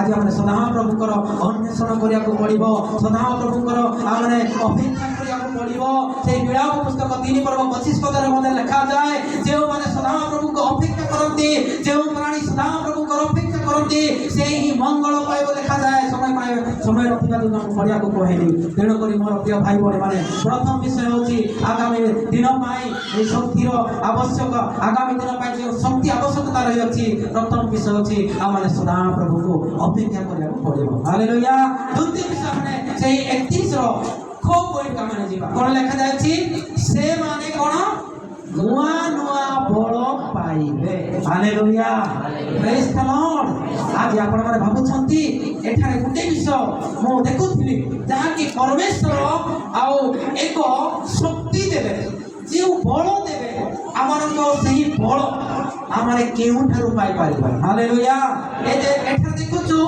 परमेश्वर पूर्ण शक्ति को आमानको आउ देबे नहीं जे प्रभु आमानको जीवन रे जो पूर्ण विषय अछि से पूर्ण विषय को आमानको देबे नहीं प्रभु हालेलुया पूर्ण शक्ति को प्रभु केबे मध्ये डिफाइन करिया को चाहना पूर्ण शक्ति को प्रभु रिप्लेस करिया को चाहछथि आमानको जीवन रे हालेलुया उदाहरण स्वरूप गुटे विषय पाइ को चाहे आज कहार गाड़ी अछि कोई भाई गाड़ी अछि तमरो आ कार गाड़ी के इंजन प्रॉब्लम देखो आ समस्त गाड़ी इंजन प्रॉब्लम सब ठीक अछि तम कते का कसला गाड़ी टिकट के प्रॉब्लम थिबो टिकट के प्रॉब्लम अछि जदि से शोरूम को नहीं कि जिबे ताकर टिकट के प्रॉब्लम अछि आउ ताकर वारंटी अछि से गाड़ी रो वारंटी अछि ताकि 5 वर्ष कोन थिबो आउ से गाड़ी शोरूम वाला कहिबे रोहित भाई तमे आउ से गाड़ी तमर टिके इंजन प्रॉब्लम देखौछि आउ इंजन तमे सजाडीबो ना नुआ इंजन पकेइबो हालेलुया जेते बडे रोहित निश्चित भाबे अभी नुआ इंजन पकेइले आउ टंका लागिबो और रिपेयर कर दियंतो जरा कम रे किंतु वारंटी भितरे से मालिक को कहबो वारंटी अछि तमर जेतो नुआ इंजन लागि पाइबो फ्री ऑफ कॉस्ट तेबे रोहित भाई तमे निजे को नुआ इंजन लगेबो ना रिपेयर करबो नुआ इंजन हालेलुया तेबे आपनकर की गाड़ी योमा योमा अच्छा से मालिक को कोन योमा गाड़ी रो इंजन से सुपर स्प्लेंडर का इंजन को से लगे देबे की हां कोटा लगेबे योमा गाड़ी रो इंजन को कोन कर देबे नुआ की से रिप्लेस कर देबे हालेलुया हालेलुया एठारे काई केडा अर्थ कहली जे तो आमान को प्रभु कोन करती आमान को शक्ति को प्रभु रिफाइन करे को चाहू नांती आमान को प्रभु कोन करछंती रिप्लेस करिया को चाहछंती ताहांकर नूतन शक्ति रे आमान को कोन करछंती शक्ति युक्त करिया को चाहछंती hallelujah praise the lord hallelujah तेण करी आदि प्रभु को प्रिय लोक माने आदि प्रभु को प्रिय ईश्वर को दास दासी गण आदि प्रभु आमान को नुआ नुआ शक्ति देबे नूतन शक्ति देबे आपण भाबुछंती कि ए पुरातन वर्षरे जे पुरातन विषय गुडा आमान को जीवन रे थिला जाकि आपण माने पढिबे जिसा पुस्तक 43 पर्व 18 पद 19 पद लिखा जाए पुरातन विषय सब लोप पायछि पुरातन को तुमे व्यवहार कोन करो नाही तुम्हें चिंता करो नहीं पुरातन को तुम्हें भावो नहीं कि चिंता करो नहीं सेटा विवेचना करो नहीं लिखा दे और लिखा दे पढि दियो के तुम्हें माने आद्य विषय सब तुम्हें माने आद्य विषय सब स्मरण करो नहीं कियोबा पुरातन विषय सब विवेचना कियोबा पुरातन विषय सब विवेचना करो नहीं देखो देखो आमे एक नूतन कार्य करिबा आमे एक नूतन कार्य करिबा ताहा एबे अंकुरित हबो ताहा एबे अंकुरित हेबो ता तुम्हें माने कि ताहा जानिबो नहीं तुम्हें माने कि ताहा जानिबो नहीं আমার প্রিয় মণ্ডলী ধন্যবাদ। এটা দেখুଛୁ ମୋର প্রিয় মণ্ডলী পুরাতন ବିଷୟକୁ ସ୍ମରଣ କରିବାକୁ କୁହାଯାଉ ନାହିଁ, ପୁରାତନ ବିଷୟକୁ ଚିନ୍ତା କରିବା ପାଇଁ ଆମମାନଙ୍କୁ କୁହାଯାଉ ନାହିଁ, କାରଣ ପ୍ରଭୁ এই নূতন ବର୍ଷରେ ଆମମାନଙ୍କ ସମସ୍ତଙ୍କ ପାଇଁ ନୂଆ ଶକ୍ତି ନୂଆ ଜୀବନ ଦେବାକୁ ଚାହୁଁଛନ୍ତି। ହାଲେଲୁୟା ପ୍ରେଜ୍ ଦ ଲର୍ଡ। ତେଣୁକରି ଆପଣମାନେ এই ପୁରାତନ ବିଷୟ ସେବେ ସବୁ କେବେ ଆପଣମାନେ ଭାବନ୍ତୁ ନାହିଁ। ପୁରାତନ ବିଷୟ ଯଦି ଆପଣମାନେ ଭାବିଲେ କେବେ ଆପଣମାନେ ଆଗକୁ ଯାଇପାରିବେ ନାହିଁ। ହାଲେଲୁୟା। ପୁରାତନ ବିଷୟ କାହିଁକି ଭାବିବେ ନାହିଁ ମୁଁ କହିବି। ଯଦି ଅବଶ୍ୟ ହୁଏତ ଟେଷ୍ଟିମନି ସେଟା ବି ସାକ୍ଷ୍ୟ ସ୍ୱରୂପ ହେଇପାରିବ, କିନ୍ତୁ ପୁରାତନ ବିଷୟ ଯଦି ଆପଣମାନେ 2001 2002 2003 ଗୋଟେ ବିଷୟ କହିବି ଆପଣମାନଙ୍କର ଆଜ୍ଞା ସବୁବେଳେ କୁହନ୍ତି ଆଉ ଆଜ୍ଞା ଏମିତି ଗୋଟେ ଦିନ ଥିଲା ସେ ସାଇକେଲ ଧରିକି ଆସୁଥିଲେ ଆଉ ସେ ସାଇକେଲକୁ ଚଲେଇକି ଯିବା ପାଇଁ ଏପଟେ ରାସ୍ତା ବି ନଥିଲା। ଆମେ ଗୋଟେ ପଟେ କେତେଜଣ ଭାଇମାନେ ଗୋଟେ ପଟେ ଧରିବୁ ଗୋଟେ ପଟେ ଟେକିକି ଆମେ ଏମିତି ଏମିତି କରିଥିଲୁ। ସେଇଟା ହେଉଛି ପୁରାତନ ବିଷୟ। କିନ୍ତୁ ବର୍ତ୍ତମାନ ନୂତନ ବିଷୟ କ'ଣ ଅଛି? କ'ଣ ଅଛି? ତାଙ୍କ ପାଖରେ 125 କ'ଣ ଅଛି? କ'ଣ କ'ଣ ଅଛି? ଆକ୍ଟିଭା। ହାଲେଲୁୟା ପ୍ରେଜ୍ ଦ ଲର୍ଡ। 125 ସିସିର ଆକ୍ଟିଭା ଅଛି। ସାଇକେଲ କେତେ ସିସିର ଥିଲା? 0.1। ସେଟା ଟେକିକି ନିଆ ହଉଥିଲା ମାନେ କେତେ ସିସି ହେଇଥିବ ସେଟା ଦେଖନ୍ତୁ। ହାଲେଲୁୟା। ତ ମୁଁ ସେଇଟା ଯଦି ଆପଣମାନେ ଚିନ୍ତା କରିବେ ହୁଏତ ତାଙ୍କ ପରିବାର ପାଇଁ ହୁଏତ ଏଇଟା ସାକ୍ଷ୍ୟ ସ୍ୱରୂପ ହେଇପାରେ, କିନ୍ତୁ ତା ତୁଳନାରେ ପ୍ରଭୁ କେତେ ତାଙ୍କୁ ଆଶୀର୍ବାଦ କରିଛନ୍ତି, କେତେ ଅନୁଗ୍ରହ କରିଛନ୍ତି। ସେ ପୁରାତନ ବିଷୟରେ ପ୍ରଭୁ ଆମମାନଙ୍କୁ ରଖିନାହାନ୍ତି, ସେ ପୁରାତନ ବିଷୟରେ ଆମମାନଙ୍କୁ ଛାଡ଼ି ନାହାନ୍ତି, ଏକ ନୂତନ ବିଷୟ ଦେଇଛନ୍ତି, ନୂତନ ଜୀବନ ଦେଇଛନ୍ତି। ଆମମାନେ ସେଇ ନୂତନ ଜୀବନରେ ଆମମାନେ ନୂତନ ସ୍ୱଭାବରେ ଆଜି ଆମେ ପରିପୂର୍ଣ୍ଣ ହେଇଛୁ। ହାଲେଲୁୟା ପ୍ରେଜ୍ ଦ ଲର୍ଡ। ମୋର ପ୍ରିୟ ଈଶ୍ୱରଙ୍କ ଲୋକମାନେ, ତେଣୁକରି ପ୍ରଭୁ ଆମମାନଙ୍କୁ ଯେଉଁ ଶକ୍ତି ଦେବା ପାଇଁ, ଯେଉଁ ଆମମାନଙ୍କୁ ବିବେଚନା ଦେବା ପାଇଁ ଚାହୁଁଛନ୍ତି, ଯାହାକି ଆଗାମୀ ଦ୍ୱିତୀୟ ବିଷୟ ହେଉଛି ଆଗାମୀ ସମୟ ପାଇଁ ଆମମାନଙ୍କୁ ନୂତନ ଶକ୍ତିର ଆବଶ୍ୟକତା ରହିଛି। এই শক্তি কোটু পাইবে আমার প্রিয় মণ্ডলী? এই শক্তি আপনার টঙ্কা দ্বারা, সোনা দ্বারা, রূপা দ্বারা, ধন সম্পদ দ্বারা আপনার এইটে সেইটে পাই পারবে না। হালেলুয়া। কোটে পাইবে দেবে? কোটে পাইবে? প্রভুঙ্ক ঠারে। হালেলুয়া। উপাসনা নগলে পাইবে কি? শুক্রবার প্রার্থনা নগলে পাইবে কি? সন্ডে স্কুল নগলে পাইবে কি? বুধবার সন্ধ্যা নগলে পাইবে কি? হালেলুয়া। তেবে আজ ଆପଣମାନେ সেই শক্তির আবশ্যকতা আমার ঈশ্বরଙ୍କର উপস্থিতি মধ্যে বুঝিବାକୁ ହେଲା। ହାଲେଲୁୟା। সেই শক্তিକୁ ପାଇବାକୁ ହେଲେ ଆମେ ঈশ্বরଙ୍କୁ ନିକଟରେ ଭକ୍ତି କରିବାକୁ ପଡ଼ିବ। ଶକ୍ତି ନଥିଲେ ଭକ୍ତି ନାହିଁ, ଭକ୍ତି ନଥିଲେ ଶକ୍ତି ମିଳିବ ନାହିଁ। ହାଲେଲୁୟା। ଯଦି ଆପଣଙ୍କର ଆଜି ଭକ୍ତି ଅଛି ତେବେ ନିଶ୍ଚିତ ଭାବରେ ଶକ୍ତି ଅଛି। ହାଲେଲୁୟା। ଭକ୍ତି କୋଉଠି ମିଳିବ? ଭକ୍ତି କୋଉଠି ମିଳିଥାଏ ଆମମାନଙ୍କ ଜୀବନରେ? ଯେତେବେଳେ ଆମେ ଆରାଧନା କରିଥାଉ, ଉପାସନା କରିଥାଉ, সেই ସମୟରେ ଭକ୍ତି ହେଇବା ପାରିବା ପରମେଶ୍ୱରଙ୍କ ନିକଟରେ। ଯେତେବେଳେ ଆମେ ଆରାଧନା କରିଥାଉ ଆମେ ପ୍ରାୟତଃ ମାନେ ଯଦି ବି ମୁଁ ଦେଖିଛି କହିଲେ ମୋତେ ବି ଭୁଲ କରିବେ, ଆପଣ ତ ଆରାଧନା କଲାବେଳେ ଆଖି ଦେଖିକି କହୁଛନ୍ତି କରୁଛନ୍ତି ବୋଲି କହିବେ। ତ କେତେ ଜଣଙ୍କୁ ମୁଁ ଭାବେ ଆରାଧନା କଲାବେଳକୁ ଯେଉଁ ପେଚା ଦେଖିନାହାନ୍ତି, ଆପଣମାନେ ପେଚା ସମସ୍ତେ ଦେଖିଛନ୍ତି, ତ ପେଚା ବେଳେ ଏମିତି ଆଖି ମାନେ ଅନେକ ଥିବେ ଆଉ ଆରାଧନା କରିବା ପାଇଁ ସେମାନେ ପୂର୍ଣ୍ଣ କରିଥାଏ। ତାଙ୍କର ମନ କିଛି ବି ଲାଗୁନଥିବ, ମାନେ ଗୋଟେ ଆମର ଗୋଟେ ବହି ଭାଷାରେ ଗୋଟେ ଗଛ ବ୍ଲେଙ୍ଗର ବେଶୀ ବୋଲି କହିବେ, ସେ ବ୍ଲେଙ୍ଗର ବେଶ ଭଳିଆ ସେମାନେ ଆରାଧନା ସମୟରେ ଠିଆ ହୋଇଥାନ୍ତି। ତ এই ପ୍ରକାର ପରିସ୍ଥିତିରେ ଯଦି ଆମ ଆରାଧନା ସମୟ ଯଦି ଆମେ ଆଖି ଏମିତି ଏମିତି କରି ଆମେ ଅନେଇବା, କାହାକୁ ଅନେଇବା? କାହିଁକି ଆମେ ଆରାଧନା କରିବା ପାଇଁ ମାନେ ଆଖି ଚକ୍ଷୁ ବନ୍ଦ କରିବା ପାଇଁ କୁହାଯାଉଛି? କାହିଁକି ଏମିତି କଲେ ହବ ନାହିଁ କି? କ'ଣ କ'ଣ ପାଇଁ ଅନେଇବା? କ'ଣ ପାଇଁ ଆମେ ଚକ୍ଷୁ ବନ୍ଦ କରିବ? ଚକ୍ଷୁ ବନ୍ଦ ନ କଲେ କ'ଣ ଅସୁବିଧା ହବ କି? ନିହାତି ନିଶ୍ଚିତ ଭାବରେ ଯେଉଁମାନେ ଜାଣିଛନ୍ତି ନିଶ୍ଚିତ ଭାବରେ ଉପରେ ମାନେ ପ୍ରଭୁଙ୍କର ଉପସ୍ଥିତିକୁ ଆଣିବାକୁ ହେଲେ ଆମକୁ ସମସ୍ତ ଚକ୍ଷୁ ବନ୍ଦ କରିବାକୁ ପଡ଼ିବ। ହାଲେଲୁୟା। ଆମେ ଆରାଧନା କରୁଥିବା ସମୟରେ କ'ଣ ହେଉଛି? ଆମମାନଙ୍କର ଜୀବନ କିଛି ବି ହେଉନାହିଁ। ଆମେ ଉଷ୍ମ ନୁହଁ କି ମାନେ ଉଷ୍ମ ନୁହଁ, ଆମେ ଶୀତଳ ନାହିଁ କି ଉଷ୍ମ ନାହିଁ, କିଛି ଥଣ୍ଡା ନାହିଁ, ଗରମ ନାହିଁ, କିଛି ନାହିଁ, ଆମକୁ ସେଇଭଳିଆ ଲାଗେ। କିନ୍ତୁ ଆଉ କେତେ ଜଣ ତ ବାସ୍ତବରେ ପ୍ରଭୁଙ୍କ ନିକଟରେ ଖାଇଛନ୍ତି। ପ୍ରେଜ୍ ଦ ଲର୍ଡ। ହାଲେଲୁୟା। ଯେତେବେଳେ ଆମେ କି ପ୍ରକାର ଭକ୍ତି, ଆମେ କି ପ୍ରକାର ଉପସ୍ଥିତିକୁ ଆମେ ସ୍ଥାନରେ ଦେଖୁଛୁ, ଯେତେବେଳେ ଆମେ ଆରାଧନା କରୁଛୁ, এই ଆରାଧନା ସମୟରେ ଆମେ ଈଶ୍ୱରଙ୍କ ନିକଟରେ ନିଜକୁ ନମ୍ର କରିବାକୁ ପଡ଼ିବ, ନିଜକୁ ମୁଁ କିଛି ନାହିଁ ବୋଲି କରିବାକୁ ପଡ଼ିବ।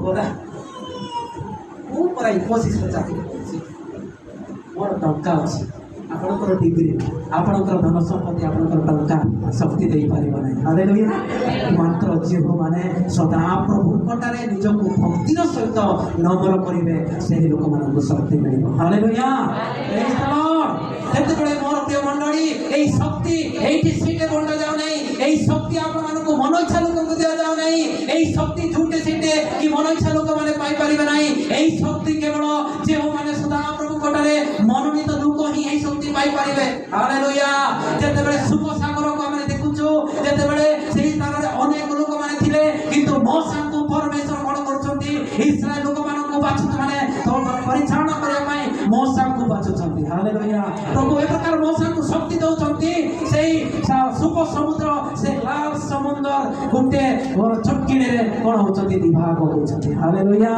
ବୋଲ ଯୀଶୁ ମସିହଙ୍କୁ সেই মশাଙ୍କୁ প্রভু বাছিলে যেତେବେଳେ ଆମେ ଦେଖୁଛୁ ଅନେକ ସହସ୍ର ଲୋକମାନେ ଥିଲେ ଅନେକ ବେଦାନ୍ତ ବଡ଼ ବଡ଼ ଲୋକମାନେ ସେହି ସମୟରେ ଥିଲେ କିନ୍ତୁ ଦାଉଦଙ୍କୁ ଛୋଟ ବ୍ୟକ୍ତିଙ୍କୁ ପ୍ରଭୁ ପରମେଶ୍ୱର କଣ କରୁଛନ୍ତି ଗଲିଆଥ ବୀର ସହିତ ଯୁଦ୍ଧ କରିବା ପାଇଁ ବାଛୁଛନ୍ତି ହାଲେଲୁୟା ଏ ପ୍ରକାର ଗୋଟେ ଶକ୍ତି ଦେଲେ ପୁଣି ତାଙ୍କୁ ଏଇ ଛୋଟ ପିଲାରେ ମଧ୍ୟ ସେଇ ଛୋଟ ଏଇ ବଡ଼ ଲୋକଙ୍କୁ ଗୋଟେ ଛୋଟ କଣ କରୁଛନ୍ତି ଦାଉଦ ପରାସ୍ତ କରୁଛନ୍ତି ହାଲେଲୁୟା ଏ ପ୍ରକାର ଶକ୍ତି ଟିକେ ଦେଖନ୍ତୁ କିନ୍ତୁ ମୋର ପ୍ରିୟ ମଣ୍ଡଳୀ ଆଜି ଆପଣମାନେ ମୁଁ ଯଦି ପରମେଶ୍ୱରଙ୍କ ନିକଟରେ ନିଜକୁ ନମ୍ର କରିବା ପ୍ରଭୁ ଆମମାନଙ୍କୁ ମଧ୍ୟ ସେଇ ଶକ୍ତି ଦେବେ ହାଲେଲୁୟା ଯେତେବେଳେ ଯୀଶୁ ଖ୍ରୀଷ୍ଟଙ୍କର ଗୋଟେ ବିଷୟ କହିବି ଯେତେବେଳେ ଯୀଶୁ ଖ୍ରୀଷ୍ଟଙ୍କର ଆଉ ପଛେ ପଛେ ଅନେକ ଲୋକ ଯାଉଥିଲେ ଏବଂ ଅନେକ ଲୋକ ଯିବା ସମୟରେ ଯୀଶୁ କଣ କରୁଛନ୍ତି ଆଉ ଛୋଟ ବ୍ୟକ୍ତିଙ୍କୁ ଦେଖୁଛନ୍ତି ଛୋଟ ବାଳକଙ୍କୁ ଦେଖୁଛନ୍ତି ଆଉ ସେ ଛୋଟ ବାଳକଙ୍କ ପାଖରେ କଣ ଥିଲା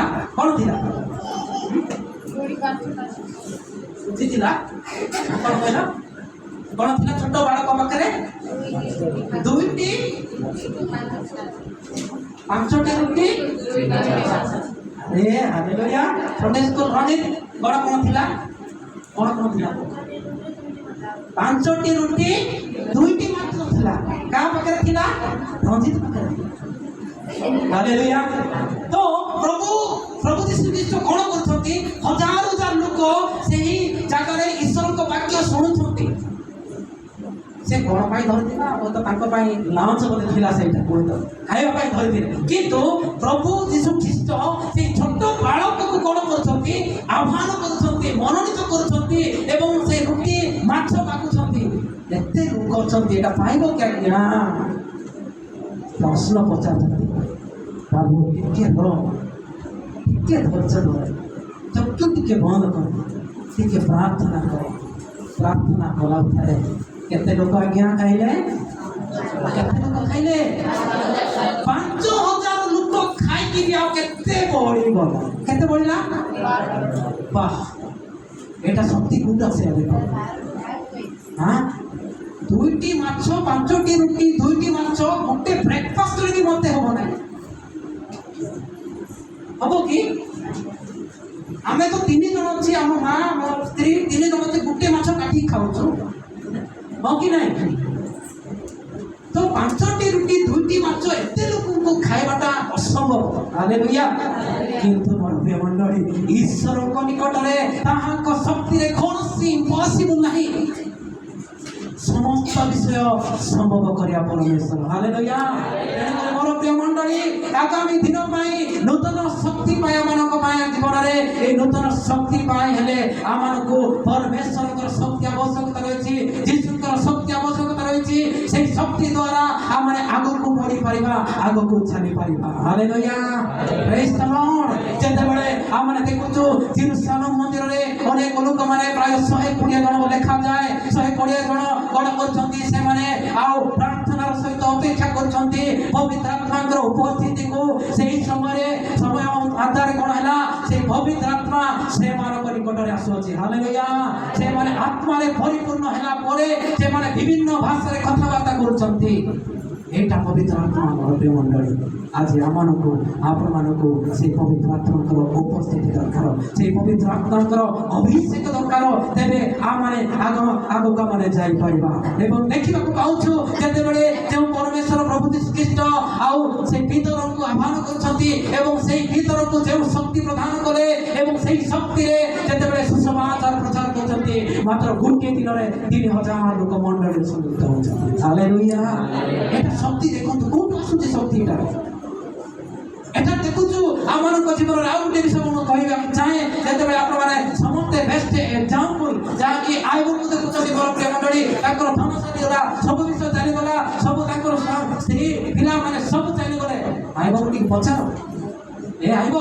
तुम्हें कोन शक्ति पाइलो प्रभु तुम्हें शेष प्रकार तुम्हें हालेलुया मोर प्रिय मंडली आइबो परमेश्वर को भय करते आइबो परमेश्वर को तारे निजर विश्वास स्थापन करते एवं आइबो को से शक्ति द्वारा समस्त विषय को जय करते हालेलुया एवं तीन विषय तीन नंबर विषय होची हमर को एई से 31 रो हमर को सी पॉइंट का माने देखिबा कोन लिखाई छी से माने उत्कृष्ट पक्षी परी पक्षरे ऊपर को उठिबे हालेलुया प्रेज द लॉर्ड से माने कोन करिवे ऊपर को उठिबे दैट मींस हमन को नुआ दृष्टि रो आवश्यकता रही अछि आमनकर दृष्टि थिबा दरकार मोर प्रिय लोक माने जदि आगामी दिन पाई नूतन शक्ति पाइबा कहले आमनको नुआ दृष्टि रो आवश्यकता रही अछि एटारे गुटी विषय हम देखुछु उत्कृष्ट पक्षी विषय हम देखुछु आपण माने देखिछंती कि उत्कृष्ट पक्षी याकि गलवरी कहा जाय उत्कृष्ट पक्षी के देखिछ हाय नंदन कानन अछि रो कहछन पिला माने देखि हां नंदन कानन अछि कि उत्कृष्ट पक्षी हां उत्कृष्ट पक्षी ईगल कोठी अछि जानछंती केबे देखिछंती सेही पक्षी कोन करिवो से तळे उड़िबो नै सेटा खाली ऊपर को उठिबो सेटा बहुत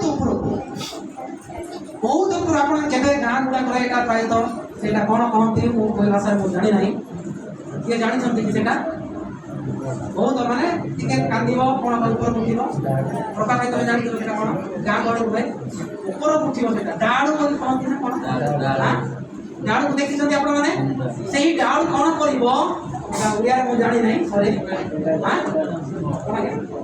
गेंडाड़िया हां जाबी हो तो सेटा कोन करिवो से कुकुड़ा छुआ को भी उठे के नै ए प्रकार शक्ति ता के जानि छथि कि नाही हमर गां रे तुला लोक हमर दिनै तो सेटा कोन करिवो ऊपर उठिबो सेटा केबे मध्य तळ को खसिवार चांस नाही काहे केटारे लेखा जाय छी आउ उर्ध्व दृष्टि करिया को पड़िबो माने दृष्टिकोण को हमनको बदलवा को पड़िबो जे उत्कृष्ट पक्षी जोटा कि सेटा कोन करिवो नै से छोटो मोटो समस्या को खातिर करिवो नै सेटा जते बेले ताको जीवन रे दुख आसुची समस्या आसुची सेटा कोन करिवो से पछ को पके कि कोन करिवो आगो को दौड़िया पय चेष्टा करिवो दैट मींस सेटा कोन करिवो ऊपर को चली जबो हालेलुया से कोन करिवो ताको जीवन रे झड़ तूफान समस्त परिस्थिति आसुची से तळ को पड़िबो ना टिके देखिबो बोली किंतु से झड़ तूफान ऊपर कोन करिवो से ऊपर को ही उठिबा को चेष्टा करिवो हालेलुया मोर प्रिय लोक माने एटा हमर गुटे विषय शिक्षा पाउछु कि जहा कि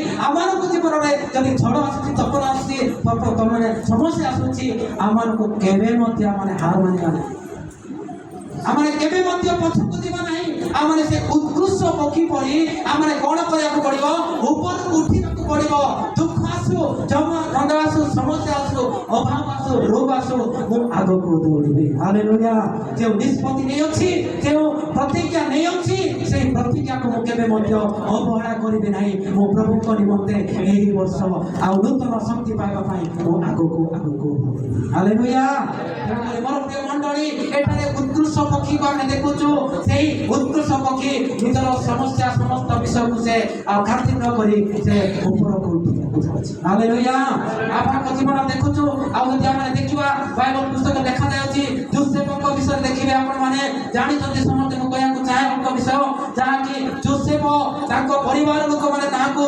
सहनाती ताकर गोष्ठी ताकर भाई माने ताको कोन କରୁଛନ୍ତି, ଘୃଣିତ କରୁଛନ୍ତି, ତାଙ୍କୁ ଜୀବନରେ ସୁଦ୍ଧା ମାରିବାକୁ ଚାହୁଁଛନ୍ତି। କିନ୍ତୁ ଯାକବ କ'ଣ କରୁଛନ୍ତି, ଯୋସେଫ କ'ଣ କରୁଛନ୍ତି ନା ପ୍ରଭୁଙ୍କଠାରେ ବିଶ୍ୱାସ କରୁଛନ୍ତି, ପ୍ରଭୁଙ୍କଠାରେ ଭରସା କରୁଛନ୍ତି, ଧୈର୍ଯ୍ୟ ସହକାରେ ସେ ପ୍ରଭୁଙ୍କଠାରେ ନିଜର ବିଶ୍ୱାସ ସ୍ଥାପନ କରୁଛନ୍ତି ଏବଂ ସେ ଆଗକୁ ଯାଉଛନ୍ତି। ହାଲେଲୁୟା। ପ୍ରିୟ ମଣ୍ଡଳୀ, ଯଦି ଆପଣଙ୍କ ଜୀବନରେ ସମସ୍ୟା ଅଛି, ଆପଣଙ୍କ ଜୀବନରେ ଦୁଃଖ ଅଛି, ଆପଣଙ୍କ ଜୀବନରେ ସମସ୍ୟା ଅଛି, ପ୍ରଭୁ ଚାହାନ୍ତି ଆପଣଙ୍କୁ ଆଗକୁ ନେବା ପାଇଁ। ତେବେ ଆଜି ଆସୁ ଆମମାନେ ଜୀବନରେ ଅନେକ ପ୍ରଭୁ ଆପଣମାନଙ୍କ ଜୀବନରେ ଅନେକ ଦାୟିତ୍ୱ ଦେଇଛନ୍ତି। କାହାକୁ ତ ସେବା କରିବାର ଦାୟିତ୍ୱ ଦେଇଛନ୍ତି, କାହାକୁ କ'ଣ କରିବାକୁ ଦାୟିତ୍ୱ ଦେଇଛନ୍ତି, କାହାକୁ ତ ବ୍ୟବସାୟ କରିବାକୁ ଦାୟିତ୍ୱ ଦେଇଛନ୍ତି। କେବେ ମଧ୍ୟ ଭାଙ୍ଗି ପଡ଼ନ୍ତୁ ନାହିଁ। ପ୍ରଭୁ ଆପଣମାନଙ୍କୁ ସାହାଯ୍ୟ କରିବେ। ପ୍ରଭୁ ଆପଣମାନଙ୍କୁ ସେଇ ସର୍ବଶକ୍ତିମାନଙ୍କ ଶକ୍ତି ଦେଇକି ଆପଣଙ୍କୁ ଉପରକୁ ଉଠେଇବେ, କେବେ ମଧ୍ୟ ତଳକୁ ଆପଣଙ୍କୁ ଖସେଇବେ ନାହିଁ। ତେଣୁକରି ଆମମାନଙ୍କ ଜୀବନରେ କେବେ ମଧ୍ୟ ହାର ମାନିବା ନାହିଁ। କେବେ ମଧ୍ୟ ଆମର କେବେ ଡାଉନ୍ ଥିବ, ଆମର କେବେ ମଧ୍ୟ ଆମମାନଙ୍କୁ ହାର ମାନିବା ନାହିଁ ଯେ ମୁଁ ଏଇଟା କରିପାରିଲେ ମାନେ ମୋତେ ଲୋକମାନେ କହନ୍ତି ଏତେ। ଯଦି ଆଜି ଆପଣଙ୍କ ଜୀବନରେ ଆଉ ଯଦି ସମସ୍ୟା ଅଛି, ଦୁଃଖ ଅଛି, ଆପଣମାନେ ଚିନ୍ତା କରୁଛନ୍ତି, ଯଦି ବାଳକ ଆଜ୍ଞା ଆସିକି କହିବେ, କ'ଣ କହିବେ? ଏ ଭଉଣୀ କି ଓ ଭାଇ, ତୁମେ କାହିଁକି ଚିନ୍ତା କରୁଛ? ପ୍ରଭୁଙ୍କଠାରେ ଧୈର୍ଯ୍ୟ ଧର, ପ୍ରଭୁଙ୍କଠାରେ ପ୍ରାର୍ଥନା କର। ବୋଲେ କ'ଣ କହିଥାଉ ନା ଜାଣିଛନ୍ତି ଆପଣ? ଅକାବାନା ପୂଜା ଦେଇଛ। ବାଳକ ଆଜ୍ଞା କ'ଣ ଜାଣିଛନ୍ତି ମୋ ଜୀବନରେ କ'ଣ ଘଟୁଛି? ମୁଁ ସିନା ଜାଣୁଛି, ଆଉ ଜାଣିବା ତ ତୁ କରୁନୁ କ'ଣ? ହାଲେଲୁୟା।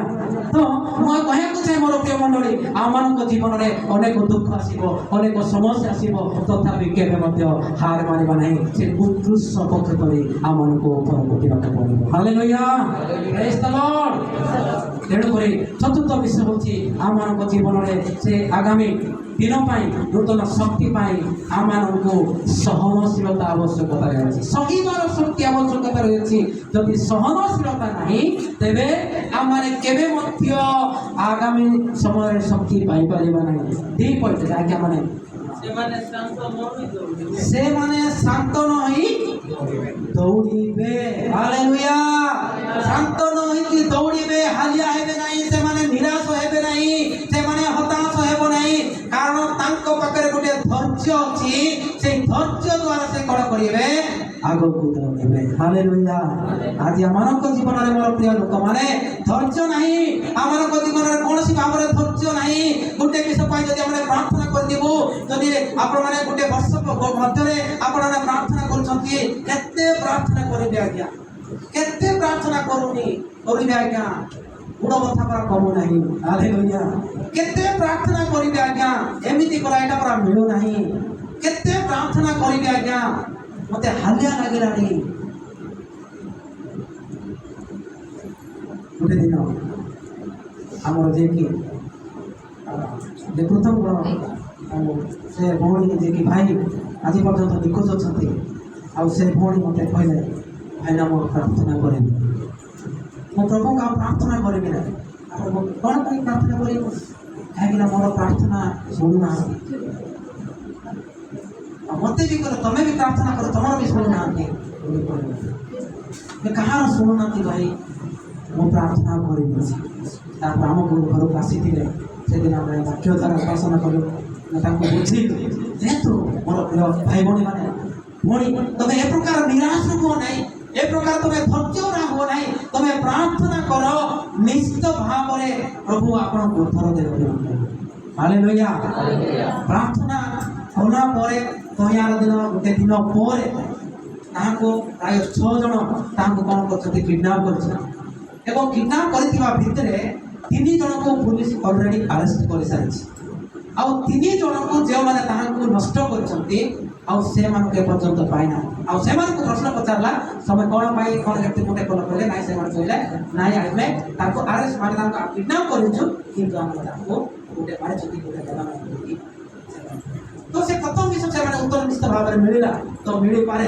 ତ ମୁଁ କହିବାର ଅର୍ଥ ତାତ୍ପର୍ଯ୍ୟ ଏହା କି ମୋର ପ୍ରିୟମାନେ, ଆମମାନେ ପ୍ରଭୁଙ୍କଠାରେ କେବେ ମଧ୍ୟ ପ୍ରକାର ଲାଗିବା ନାହିଁ, ପ୍ରଭୁଙ୍କୁ କେବେ ବିରକ୍ତି ହେବା ନାହିଁ, ପ୍ରଭୁଙ୍କଠାରେ ଧୈର୍ଯ୍ୟର ସହିତ ପ୍ରାର୍ଥନା କରିବାକୁ ପଡ଼ିବ। ପ୍ରଭୁ ଆମମାନଙ୍କୁ ନିଶ୍ଚିତ ଭାବରେ ଆଜି ନହେଲେ କାଲିକି ଆମମାନଙ୍କୁ ଉତ୍ତର ଦେବେ। ହାଲେଲୁୟା। ଆମମାନଙ୍କ ଜୀବନରେ ସହନଶୀଳତା ଆବଶ୍ୟକତା ରହିଛି, ସହିବାର ଶକ୍ତି ଆମମାନଙ୍କ ଜୀବନରେ ଆବଶ୍ୟକତା ରହିଛି, ଯାହାକି ଏଭ୍ରି ପୁସ୍ତକ 12 ପଦରେ ମଧ୍ୟ ଲେଖାଯାଏ, ଯୀଶୁଙ୍କୁ ଲକ୍ଷ୍ୟ କରି ଧୈର୍ଯ୍ୟ ସହିତ ଆମେ ଆଗକୁ ଯିବାକୁ ପଡ଼ିବ। ଆମର ଲକ୍ଷ୍ୟ କୋଉଟା ମୋର ମଣ୍ଡଳ? ଆମମାନଙ୍କ ଜୀବନରେ ଲକ୍ଷ୍ୟ ରହିବା ଆବଶ୍ୟକତା ରହିଛି। ପଢ଼ି ଦିଅନ୍ତୁ ସେଇଠି ପୁସ୍ତକ ବାହାର କରିବ, ଏକ ପଦରେ ଲେଖାଯାଏ ଅତଏବ ଏଡ଼େ ବୃହତ୍ ମେଘତୁଲ୍ୟ ସାକ୍ଷୀମାନଙ୍କ ଦ୍ୱାରା ବ୍ୟକ୍ତ ହେବାର ଆସ ଆମ୍ଭେମାନେ ପ୍ରତ୍ୟେକ ଭାର ଓ ସହଜରେ ବ୍ୟସନକାରୀ ପାପ ପରିତ୍ୟାଗ କରି ବିଶ୍ୱାସର ନେତା ଓ ସିଦ୍ଧିଦାତା ଯୀଶୁଙ୍କୁ ଲକ୍ଷ୍ୟ କରି ଧୈର୍ଯ୍ୟ ସହକାରେ ଆମ୍ଭମାନଙ୍କ ଗନ୍ତବ୍ୟ ପଥରେ ଧାବମାନ ହଉ। ଆମମାନେ ବିଶ୍ୱାସର ନେତା ଏବଂ ସିଦ୍ଧିଦାତା ଯୀଶୁ ଖ୍ରୀଷ୍ଟଙ୍କୁ ଲକ୍ଷ୍ୟ କରି ଆମମାନେ ଧାବମାନ ହେବାକୁ ପଡ଼ିବ। ହାଲେଲୁୟା। ଆମର ଲକ୍ଷ୍ୟ ମୋର ପ୍ରିୟ ମଣ୍ଡଳୀ, ଆପଣମାନେ କେବେ ନିରାଶ ହୁଅନ୍ତୁ ନାହିଁ, ଆପଣମାନେ କେବେ ମଧ୍ୟ ନିରୁତ୍ସାହିତ ହୁଅନ୍ତୁ ନାହିଁ। ସଦା ପ୍ରଭୁ ଯେବେ ଆପଣମାନଙ୍କୁ କହୁଛନ୍ତି ପ୍ରାର୍ଥନା କରନ୍ତୁ, ପ୍ରଭୁଙ୍କଠାରେ ଧୈର୍ଯ୍ୟ ଧରନ୍ତୁ, କାରଣ ବାକ୍ୟ ଲେଖାଯାଏ ଯେଉଁମାନେ ଧୈର୍ଯ୍ୟ ଧରନ୍ତି ଶେଷ ପର୍ଯ୍ୟନ୍ତ ଯେ ଧୈର୍ଯ୍ୟ ଧରି ରହିବ ସେ ପରିତ୍ରାଣ ପାଇବ। ମୋର କହିବାର ମୋର ପ୍ରିୟମାନେ, ଆମେ ଶେଷ ପର୍ଯ୍ୟନ୍ତ ଧୈର୍ଯ୍ୟ ଧରି ରହିଲେ ନିଶ୍ଚିତ ଭାବରେ ପ୍ରଭୁ ଆମମାନଙ୍କୁ ଉତ୍ତର ଦେବା ପାଇଁ ସକ୍ଷମ ଅଟନ୍ତି। ହାଲେଲୁୟା। ମୋର ପ୍ରିୟମାନେ, ଆପଣଙ୍କ ଜୀବନରେ ଭାବୁଛନ୍ତି କେତେ ମୁଁ ଧୈର୍ଯ୍ୟ ଧରିବି, ମୋର ଏଇଟା ଅସୁବିଧା ହେଉଛି, ମୁଁ କିଛି କରିପାରୁନାହିଁ, ମୁଁ କେତେ ଜଗିବି, ମୁଁ ଜଗିବି ନାହିଁ, ଆପଣମାନେ ଭାବୁଛନ୍ତି। କିନ୍ତୁ ଧୈର୍ଯ୍ୟ ସହକାରେ ଆପଣମାନେ ସବୁ ବିଷୟ କରନ୍ତୁ, ପ୍ରଭୁ ନିଶ୍ଚିତ ଭାବରେ ଆପଣମାନଙ୍କୁ ଆଶୀର୍ବାଦ କରିବେ। ହାଲେଲୁୟା।